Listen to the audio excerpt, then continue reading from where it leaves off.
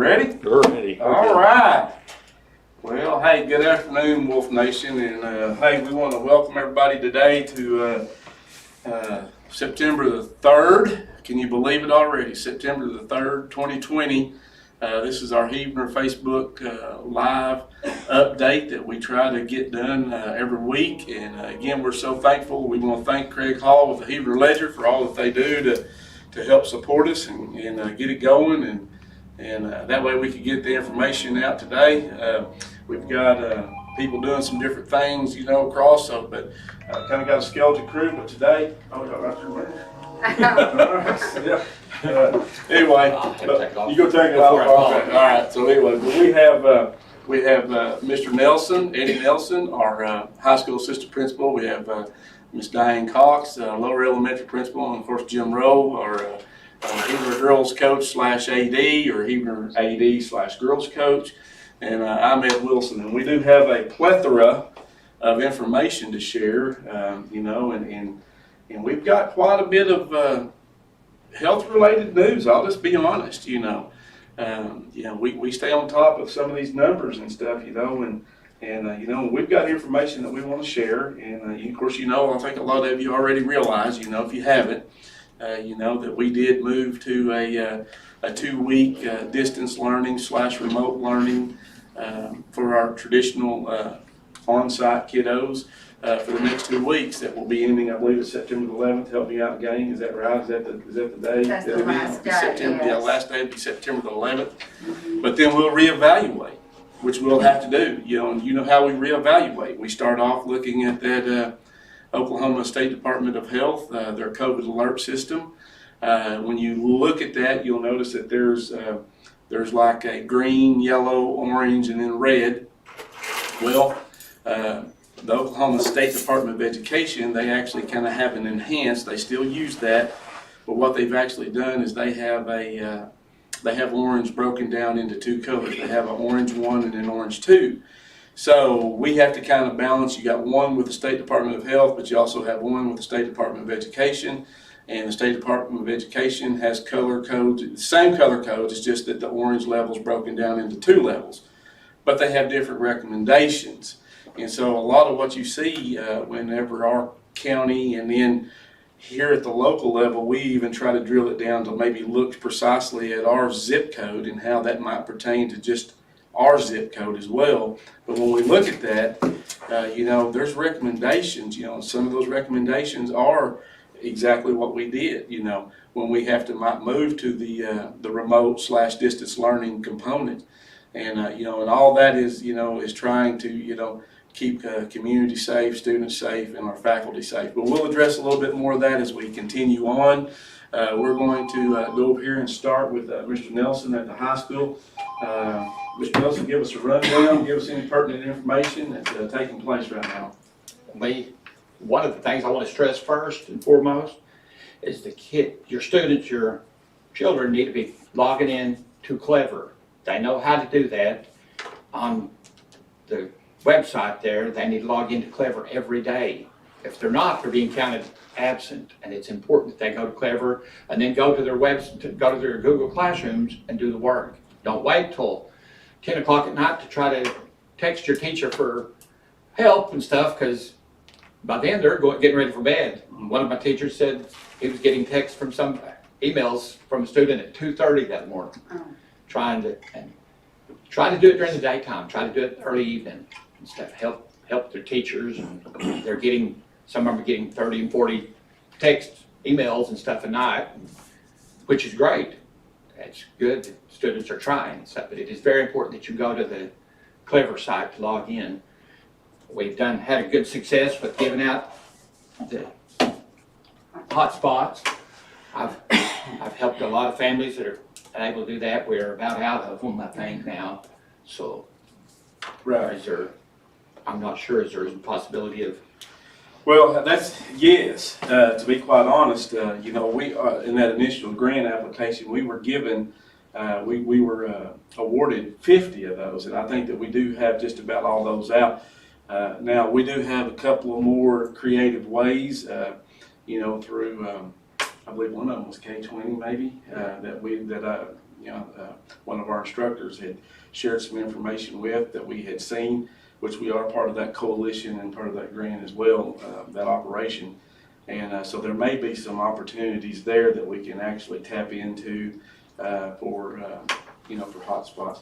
And I do know that some districts, I think the state may have said, maybe a district wrote a grant for 200 of them, but when they really drilled it down, they only needed maybe 120.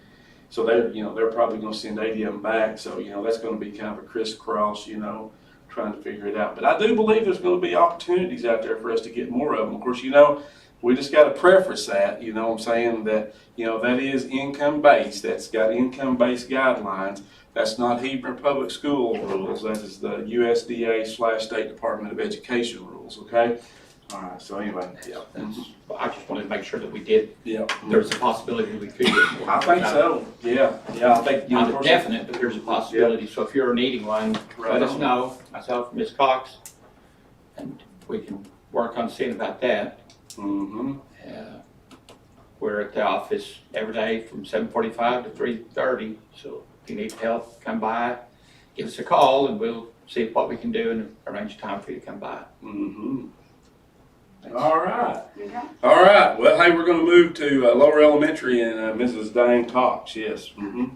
Okay, I'm going to stress again that I do pre-K through 5th grade, so what I talk about has to do with those grade levels. And 6th, 7th, and 8th grade is Mr. Rawls, and you can call the main office and we can get you in touch with him. He just had another meeting for today.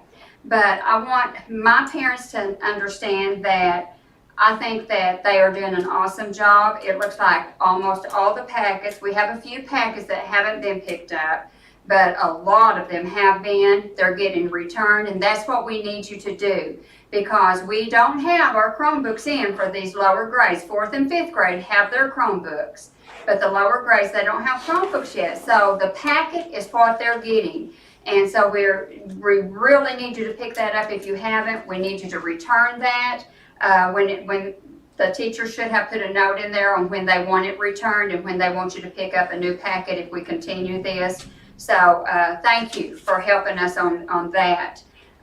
The teachers are Google Meeting with their kids for those kids that do have Chromebooks. We have a few younger ones that they either use their parents' phone or they may have an iPad or something, and they are Googling in with their teacher. The teachers are videoing their lessons and putting them up there. I've seen some really good videos that the teachers are doing, Mr. Wilson. I mean, it's just unbelievable how detailed it is. And the thing about it is the kids can go back and watch it ever how many times they need to. That's right. And so, Which kind of brings us to a point that we were actually talking about out there, Wolf Nation. We were actually talking about this in some of our admin/leadership meetings that we have. You remember we were talking that back in the I don't want to say old days, but back in the old days, if you actually missed school, you missed instruction.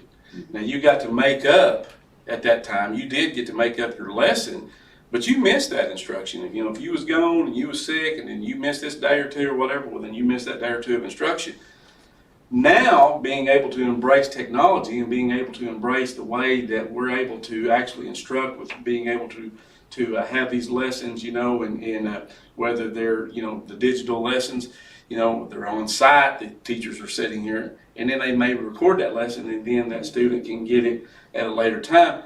Well, guess what? You still get your instruction, and then you also are picking up your being able to complete the work. yes. So at least that part of it that we've noticed is kind of been a better, win-win.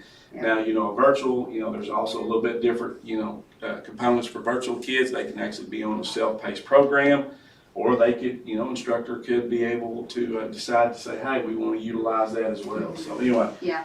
Continue. Yes, ma'am. Yeah. And then also, with the kids not being here, everybody's doing such a good job with all of this, I think. And if not, then you need to call me and let me know so we can fix it. But it just seems like in my 5th grade down, I go by the classrooms. I don't go on in because the teachers are teaching. They're in front of their computers. They have kids up on their screen and they're teaching. And so I don't want to go in and interrupt that. I have gone in and taken pictures, but there's just so much going on that I'm so proud of those teachers for the way they've stepped up to learning all this that they had to learn to do this. And if you do have an iPhone or an iPad or something where that your student can get on the internet, then have them go to our Clever and sign in, because there's so many programs on there that we got just this year that will help them make more progress than what they're going to be able to make by the time that they are missing in the classroom. All of those programs will just really keep them up to speed on what they would be doing, as well as what they're learning from their teachers. And then the last thing I have, Mr. Wilson just said that we will discuss next week on how we're going to conduct parent conferences, whether we're going to do it. The teachers can email a link through the students' email and have you Google Meet with them face-to-face on those computers, or we can do it by phone call, or we'll discuss all of these options that we have next week, and then the teachers will get in touch with you to let you know how they want to set up a conference with you. Right, and that is scheduled for the 11th, is that right? September the 10th. September the 10th, yes, September the 10th, so Yeah. we will be discussing it in our Monday meeting, yeah. All right, Coach Rowe, talk to us a little bit about the Wolves Well, and the Lady Wolves. I want to thank everybody for their support Friday night. Big win for the Heber football program. Knock on wood, every sport is still playing, and coaches are doing a tremendous job of trying to keep everybody safe. Coming up next week, we got a junior high softball county tournament starts, and of course, next Friday night, we host the Valiant, the Bulldogs. Yeah. The Valiant Bulldogs. So we hope and expect to see a huge crowd of purple What? Friday night. All right. Yeah. Huge crowd of purple. There you go. Yeah, big crowd of purple. There you go. Yeah. Boys are doing well, girls are doing well. Huge crowd at social distance. And social distancing, wear a mask if you need to. And we appreciate everybody coming in and doing their temperature checks. Nobody has said a word. Everybody's worked with us, and they all understand, because the main importance is the safety of the kids, and that's what we're looking at. Right. But we are looking at a couple of changes there. Yes. It's just kind of a good time to, ease right into that. We are looking at a couple of changes on entry. We do have that, the main gate, right up at the top, where we typically are there to, for admission. But we may actually add a second and third gate. We may go down there by the big gate just below it. We call it the walk-in gate, the pass gate. We may actually set up one there as well, because, what we've discovered is that, you may want things just as normal as they can be, but, we just realize now that, that people can't, that we can't just be normal. And when we're normally taking, admission, we typically have, 1, 2, 3 people there, you know what I'm saying? And so we've also discovered that, that sometimes that's not very prudent as well. And so we may have as many as 3 lines at our next football game, which would have one person temp checking and one person accessing or taking admission. And that way we don't have too many people in close proximity, because we've discovered that leads to a couple of other issues, that unintended consequences, I guess you may say. You know what I'm saying? So anyway, anything else? No, concession stand, they did well for the most part. We want to limit 3 in there at a time. It would also help if you bring correct change. That way we can alleviate transferring, change and money. The admission fees are $5 for adults and $3 for students. Mm-hmm. Yeah. Anything would help. Right on, yeah. So we just got to be conscientious about that again, and just like, if you come to the ball game, yes, you're going to see that, there needs to be limits, there's, of how many people are actually in the restrooms, how many people, I think we went to 2 lines in the concession stand with 3 people social distance in each line, of course, but that's why we had the 2 lines. So, you may have to plan, if you want that Mr. Pibb, you know what I'm saying, you might not want to wait till halftime, because, typically that's kind of a crowded time, and, and your wait may be ahead of time. So anyway, So with that being said, we do have we got a lot on our plate, guys, and we got a lot of things, to try to keep on being normal, but it requires the cooperation and the understanding of our great community, and so we're appreciative of that. So just kind of touch base here, I've got here on some of my notes, talk about the parent-teacher conferences and how it relates to the COVID-19 and the COVID-19 numbers. That's the first thing that I was going to lead off with. Well, okay, September the 10th is scheduled parent-teacher conferences, but how does that relate to COVID-19? Well, what do we know? We know that, a lot of things that we're seeing is that, you want to limit the intake of crowds. You want to limit the intake. Well, okay, we just talked about football, so we know we're going to have crowds, but we also know that, we can social distance. Well, once we start getting into those classrooms, it gets a little more difficult to social distance. So therefore, we are going to discuss some various options for the parent-teacher conferences. Now, I'm going to preface that with reach out to your students' teachers, all right? Whether there's a parent-teacher conference or not, reach out to your students' teachers. Stay engaged, stay involved, know where your children are at, what their grades are, have they turned their assignments in? That's a whole different topic, but we'll get to that as well. But what I'm talking about though is that yes, we're going to utilize, phone conversations. We may utilize texting, we may utilize email. You may want to Zoom in or Google Meet in or what's it called? We're doing Facebook Live, right? So what is it? There's a Facebook or FaceTime. Thank you. Yeah, and things like that. There's different technologies and there's different components. You know what I'm saying? That we will look at. But all of it is to just to incorporate more social distancing and also some of our safety guidelines and protocol. Okay, but we still want to have them. Okay, we need them. Your children need them. Our students, our teachers need that interaction with the parents. They need that collaboration with the parents.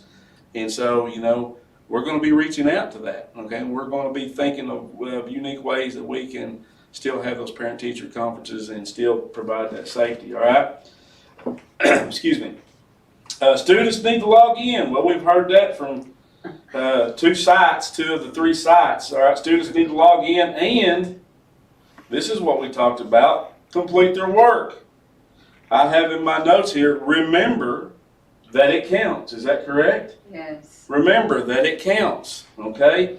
So that means if you're looking on here, guys, and we don't have any grades and you're not logging in, it's not what happened last spring. Okay? We're past that.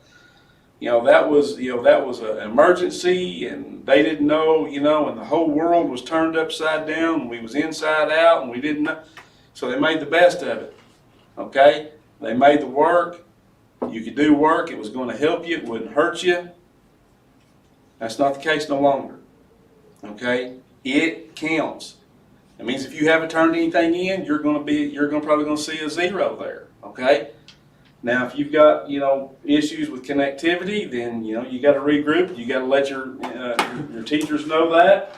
You got to try to get a hotspot. You got to try to be able to, reach out and say, hey, I don't have connectivity.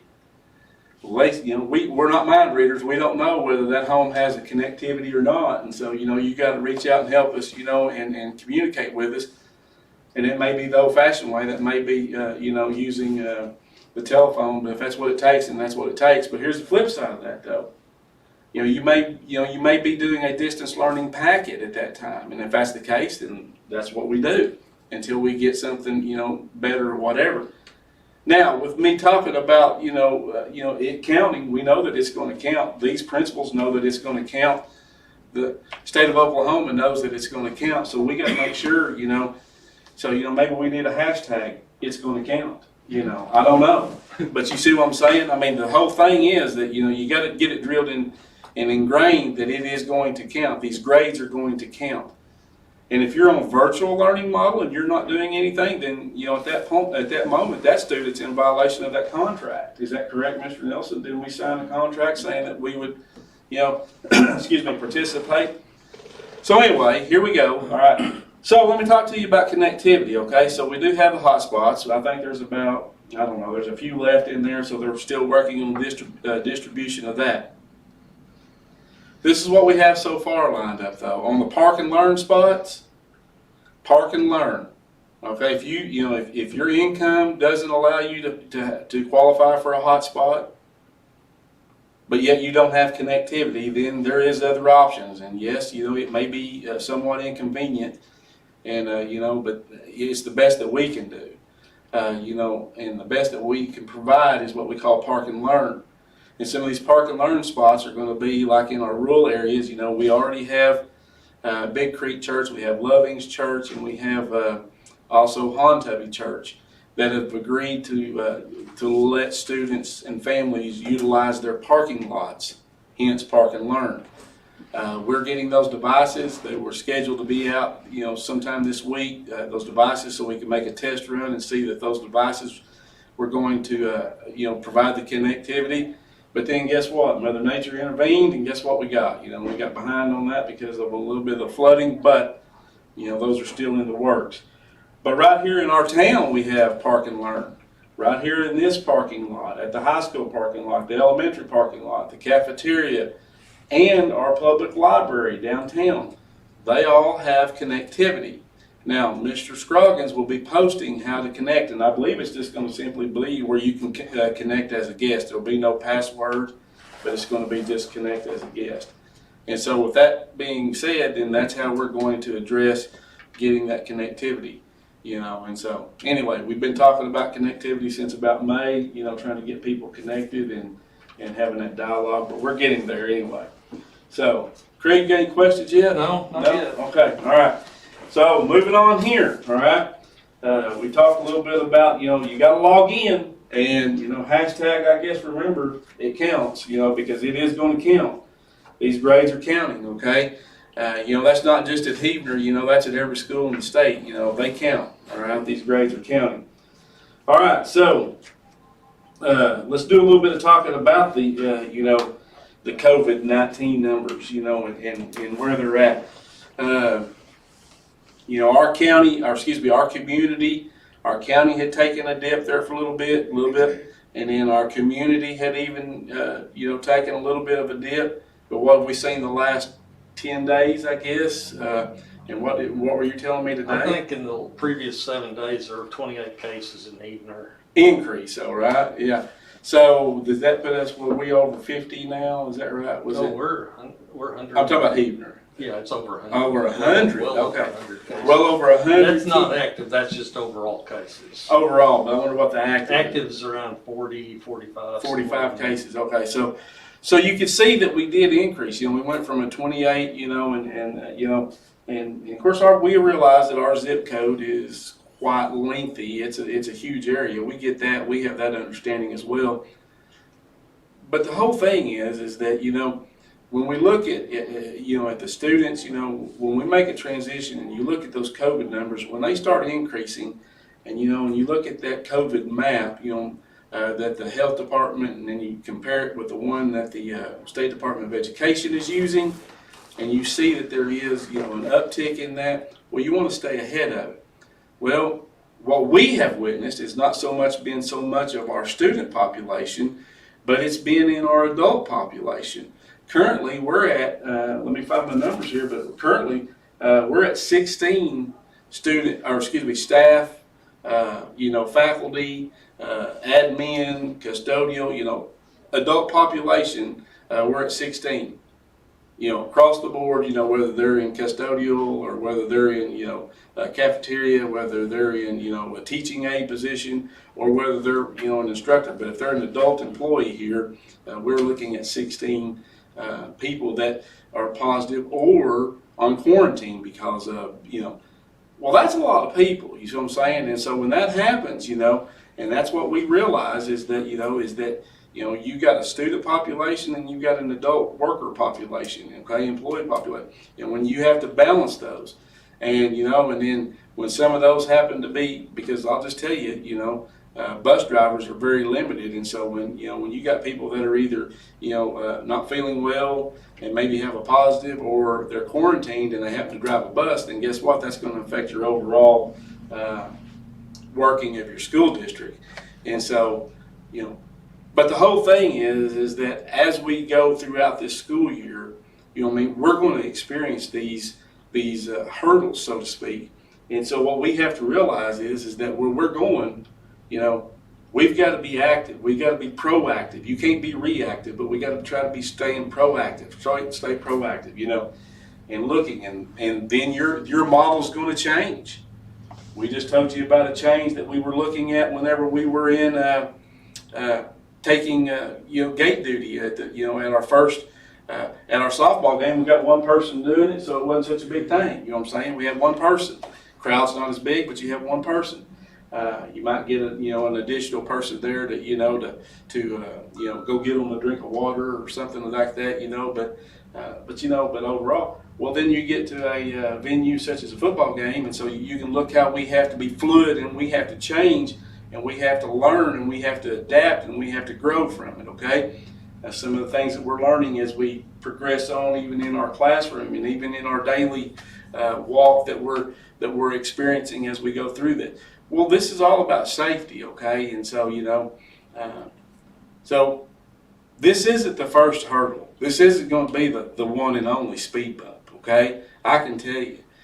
You know, I told these individuals going in, what was some of the things that I told you going in? You know, as we started the year, you know, it won't be if, it'll be when. You know what I'm saying? I'm not, you know, I don't have a crystal ball, and I'm not a soothsayer. That's not what I'm saying. But we can tell, okay? And so we can't really control all out here in the world. We, you know, because kids, adults, they're all out there, okay? What we have to deal with is when it comes in. And that's where we spend a lot of our time, energy, and effort is, you know, how do we keep it from coming in? Well, that's a big chore, because you know what? Everybody's got to stay at home if that was the case. You know what I mean? I mean, that's just the, you know, logic of it. And so we know that that's not going to happen. So what do? We have to be proactive and combative to the point that we want what happens when it gets here, okay? And so that's where we're at on that. But just know that, you know, anything that we decide, you know, it's not willy-nilly, and it's not anything to, you know, well, you know, they decided they needed a day off. No, it's not that. What it is it's based on the numbers. And, you know, and if you don't have the bus drivers, or if you don't have the custodians, or if you don't have the teachers in the classroom, or if you don't have enough people to cook, that's a hardship. And therefore, that's going to cause us to have a pretty big bump in the road. You know what I'm saying? So anyway, just bear with us as we experience. You know, we won't be the only district that experiences that. I can tell you that much. But I will say this, though. You know, we've got a great group of support from our community, and we appreciate that. And we just got to keep building on it, guys. And that's the whole thing. You got to keep building on it. You still got to stay engaged with your kids. You know what I'm saying? And we got to find different solutions about how we can, you know, get them logged on and get them, because, you know, if you don't have connectivity, it's going to be hard to do distance learning unless you do the packet. You remember the open? Yeah. And so, you know, and if that's what it is, then that's what it is. There's nothing wrong with that. We'll work that. But we're going to try to make it better. All right. Y'all got anything to add? Mr. Wilson, I bragged so much about how much my teachers were doing Google Meets. I wanted the parents to know that Monday is Labor Day. Mm-hmm. And September the 7th, so there will not be any Google Meet going on that day. And then that Friday, which is the 11th, is professional development for us. And so next week, it'll be Tuesday, Wednesday, and Thursday that the teachers will be Google Meeting with their students. Right on. Yeah. So you got that. You're off Monday because of the holiday, and then we're off Friday because of the professional development day. And so that means we're going to have instruction on Tuesday, Wednesday, Thursday. You know, that's a good calendar update. All right. And then just a little bit more, you know, talking about, you know, meals. We want to make sure, you know, we did have a disruption with the flooding, and we did have a disruption with the number of drivers that we were able to try to put. We even tried to drill down and have just 3 or 4 outlying spots and maybe have people come, but we wasn't even able to process that because of the meals, because of flooding, and then trying to, you know, get the drivers in place. And so that's been kind of a, you know, disruption. But we get past this week, we'll try to, we're gonna try to regroup on, I said Monday, we won't be regrouping Monday, will we? It'll be Tuesday, yeah. So we'll regroup Tuesday and, and see what we can work out. One bit of good news is that we were already on the community eligible program, which meant all of our students got, are getting to eat free. Well, they've enhanced that program to what they call seamless summer, and so it's going to continue. And so we're very appreciative of that our students are going to be able to eat free for the remainder of this year too. You know what I'm saying? And so that's a blessing. Is that any kid now? I believe it's any kid, yeah. It may apply to kids that are in I don't know. We'll have to double check that and see. So anyway, I think it means Hebrew kids, but I'm not for sure. Yeah, but we'll work that up and see. But that's a big thing. You know what I'm saying? And so, and last thing I want to leave you with. You have any questions? No. Nobody? No. Okay. But one of the last things that I want to leave you with, and one, I want to brag on, our community, yes, and I want to brag on our students, yes, and I want to brag on our faculty and staff and on all the work that they do. You know what I'm saying? And all those are important. You know what I'm saying? Those are all important factors. But I want to brag on our parents and guardians out there right now. I'm going to take a little time. Don't underestimate the influence that you have on your children. Okay? Because here's the thing, if this is going to be successful, and we're going to have to try to provide the best education, and the best environment, and the best, it's going to resonate and start in homes. Okay? Don't underestimate your power and your influence over your children. Okay? Whether it's encouraging, whether it's staying on top of them, seeing that they're logging in, if it's getting out there and being able to support them when they're, if they're in some kind of activity, those are all valuable components. And then very valuable when you support your teacher and your administration and your community and your school district. When you have that kind of support too, that just builds and builds and builds. And let me tell you something, it's going to build future generations. That's what we're here. We're generation builders. You know what I'm saying? We're here for the next generation. We're generation builders. And you in the home are an active participant at that, okay? You're not on the sidelines, you're an active participant. So what we need that help, and we need you to continue with that. And I'm gonna give you guys you got a last closing, any closing remarks, comments, anything, any questions, Mr. No, Hall? we're All right. All right, guys. Well, hey, we appreciate y'all joining us. Again, thanks to the Hebrew Ledger and Craig Hall for all the help that they can do. And you guys have a wonderful, safe Labor Day weekend.